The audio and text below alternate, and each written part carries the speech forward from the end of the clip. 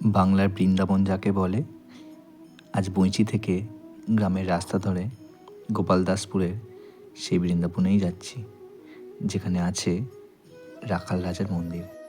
এই মন্দির পশ্চিমবঙ্গের বৃন্দাবন বা বাংলার নিধিবন নামে পরিচিত।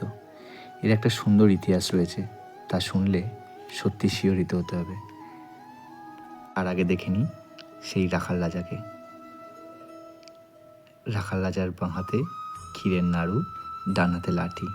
এখানে রাখাল রাজা ছাড়াও গোপীনাথ, রঘুনাথ এবং নারায়ণেরও নিত্য সেবা হয়।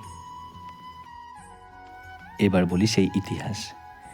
কাটোয়ার বাসিন্দা রামকানু গোসাই পারিবারিক বিবাদের জেরে ওনার আরাধ্য দেবতা গোপীনাথকে সঙ্গে করে এবং স্ত্রী আর তার 3 ছেলে নিমাই চাঁদ, বলদেব, রাখালকে সঙ্গে নিয়ে গোপালদাসপুরের জঙ্গলে বসবাস করতে শুরু করেন। রামকানু জীবিকা অর্জন করার পাশাপাশি তার আরাধ্য দেবতা গোপীনাথেরও নিত্য সেবা করতেন। তার পুত্র রাখাল একদিন খেলতে খেলতে তার বাবার রামকানুর লাগানো মাধবী গাছের সমস্ত ডালপালা ছিঁড়ে ফেলে। সেদিন আর অন্য কোনো গাছে ফুলও নেই, তিনি তার গোপীনাথের সেবা করবেন কিভাবে?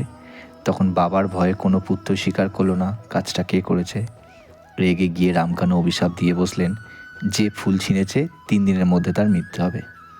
অভিশাপে 3 দিনের মধ্যে রাখালের মৃত্যু হলো। কিন্তু রামকানু তার আগেই নিজের ভুল বুঝতে পেরে তার আরাধ্য দেবতার কাছে অন্যায় স্বীকার মেনেও রাখালের মৃত্যু আটকাতে পারেনি।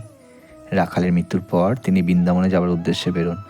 রামকানু সন্ধ্যায় বিশ্রামের সময় দেখেন স্বপ্নে রাখাল তাকে যমুনা পুকুরে ভেসে থাকা কাঠ দিয়ে রাখাল রাজা মূর্তি করতে বলছেন। এই নাট মন্দিরেই সেই ভগবান শ্রীকৃষ্ণের বিভিন্ন কার্যক্রম তুলে ধরা হয়েছে।